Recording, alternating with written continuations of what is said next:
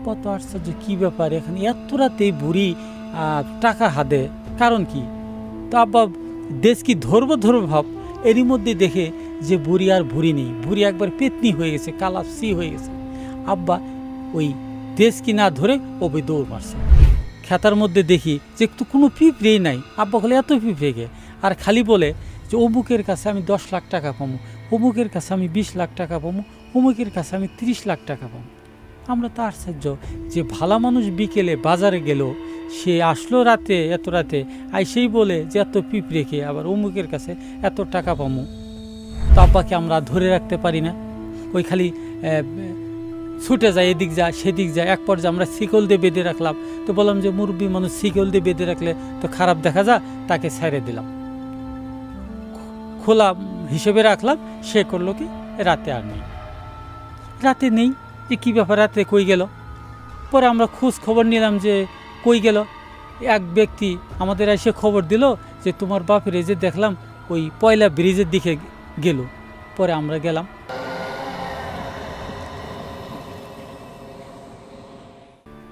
এই গল্পটি হচ্ছে আমার আব্বার সঙ্গে ঘটে যাওয়া ঘটনা। এটাও প্রায় 25 বছর আগের ঘটনা। তো আমার আব্বু এখন মৃত্যুবরণ করেছে। উনি যখন জীবিত ছিল তখনকার ঘটনা। তো উনি একদিন বাজার থেকে বাড়িতে যাবে, তখন রাত 11টা বা 11:30 এই সময়কালে তিনি একটা ভিটের কাজ দিয়ে যেতে হয়। তো ভিটের ওখানে একটা ব্রিজ রয়েছে, ব্রিজ রয়েছে, ওই ব্রিজ দিয়ে সে রাত্রে আসতে হচ্ছে। তো যখন ওই ব্রিজের কাছাকাছি আমার আব্বা আসছে, তখন দেখতে পেল যে ব্রিজের নিচে থেকে কে যেন একটা শব্দ করতেছে। তো আব্বু আবার একটু উকি দিছে নিচে, যে দেখি ব্রিজের নিচে কি শব্দ করে। দেখে যেন একটা মহিলা একটা নাটি হাতে নিয়ে কয়টা দেশকি নিয়ে বসে কান্নাকাটি করতেছে। তো আমার আব্বু খুব সাহসী ব্যক্তি ছিল, তো উনি আবার 1 পা 2 পা করে নিচে গেছে। ওই ব্রিজের নিচে গিয়ে দেখে যে একটা বুড়ি কাঁদতেছে ওই 3টে দেশকি নিয়ে। তা আব্বা তখন বুড়ির কাছে যা বলতেছে, কি পা বুড়িমা, এই দেশকি নিয়ে তুমি কাঁদিতেছো কে? বলে আমার দেশকিতে অনেকগুলো টাকা আছে, এই টাকাগুলো তুই নিবি? আব্বা তো আশ্চর্য, কি ব্যাপার এখানে এত রাতে বুড়ি টাকা হাতে, কারণ কি? তো আব্বা দেশ কি ধরবো ভাব, এরই মধ্যে দেখে যে বুড়ি আর বুড়ি নেই, বুড়ি একবার পেতনি হয়ে গেছে, কালাপসি হয়ে গেছে। আব্বা ওই দেশ কি না ধরে ওই দৌড় মারছে, কোনো রকম ব্রিজের উপরে উঠে যাওয়া শুরু করছে, খুব দৌড় পারে আমাদের বাড়ির দিকে। কিছুক্ষণ যখন গেছে, তো আব্বা আস্তে আস্তে দৌড় একটু কমাইছে। তো পিছন থেকে খালি আব্বাকে ডাকে, আমার দেশ কি ভরা টাকা নিবি নে? আব্বা পিছনে তাকায় দেখে যে কাউকে দেখা যায় না, খালি শব্দই আসে। এইভাবে আব্বা বাড়িতে গেল। বাড়িতে যাওয়ার পর আমাদের ডেকে তুললো, আমরা উঠলাম। ওটার পর ওই বিছানার মধ্যে গামছা দিয়ে খালি এইভাবে ঝাড়ে, অনেকগুলো পিঁপড়ে দেখে, এত পিঁপড়েকে। তা আমরা আবার আমার মা সহ আমরা ওই খেতার মধ্যে দেখি যে তো কোনো পিঁপড়েই নাই। আব্বা বলে এত পিঁপড়েকে, আর খালি বলে যে অমুকের কাছে আমি 10 লাখ টাকা পাবো, অমুকের কাছে আমি 20 লাখ টাকা পাবো, অমুকের কাছে আমি 30 লাখ টাকা পাবো। আমরা তো আশ্চর্য যে ভালো মানুষ বিকেলে বাজারে গেল, সে আসলো রাতে, এত রাতে আইসেই বলে যে এত পিঁপড়ে খেয়ে আবার অমুকের কাছে এত টাকা পাবো।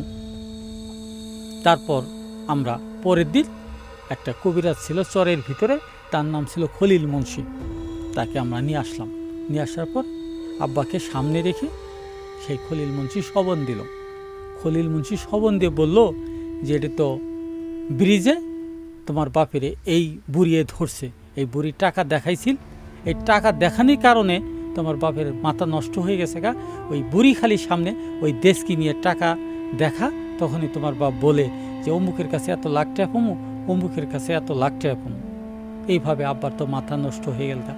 তো আব্বাকে আমরা ধরে রাখতে পারি না, ওই খালি ছুটে যায়, এদিক যায় সেদিক যায়। এক পর্যায়ে আমরা শিকল দিয়ে বেঁধে রাখলাম। তো বললাম যে মুরব্বী মানুষ শিকল দিয়ে বেঁধে রাখলে তো খারাপ দেখা যায়, তাকে ছেড়ে দিলাম, খোলা হিসেবে রাখলাম। সে করলো কি, রাতে আর নেই। রাতে নেই, যে কী ব্যাপার, রাতে কই গেল? পরে আমরা খোঁজ খবর নিলাম যে কই গেল। এক ব্যক্তি আমাদের এসে খবর দিল যে তোমার বাপের যে দেখলাম ওই পয়লা ব্রিজের দিকে গেল। পরে আমরা গেলাম পিছনে 2-4 জন, যা দেখছি ওই ব্রিজের নিচে আব্বা বসে আছে।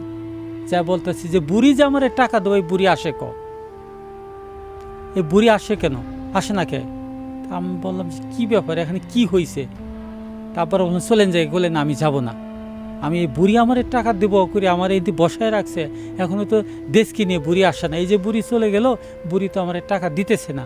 আবার আব্বারে ধরে নিয়ে আসলাম, ধরে নিয়ে এসে বাড়িতে আনলাম। আবার কবিরাজ নিয়ে এলাম যে কবিরাজ সাহেব আপনি কী চিকিৎসা করলেন? যে আবারও তো দৌড় মারে ওই ব্রিজের নিচে এই জায়গা, খালি বলে যে আমার বুড়ির টাকা দেবো। বলে এটা কঠিন একটা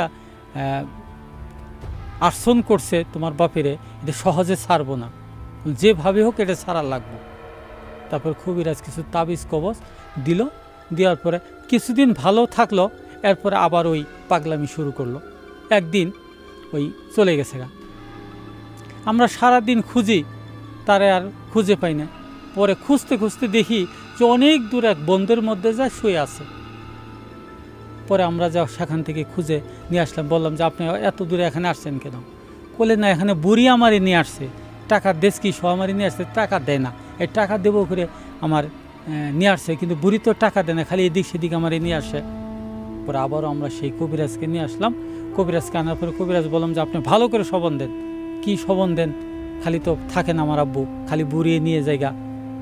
তখন বলল যে তোমাদের বাড়িতে একটা যে জিন আছে, এটা যখন ডাকে তখন তোমার আব্বু এই তোমাদের বাড়ির দিকে আসে। আর পয়লা ব্রিজের যে বুড়ি তোমার আব্বুরে ধরছে, ওটা যখন ডাকে তখন ওই দিকে জায়গা। এইভাবে সে একদমই হয়ে জায়গা, যার জন্য এদিক যা সেদিক যা।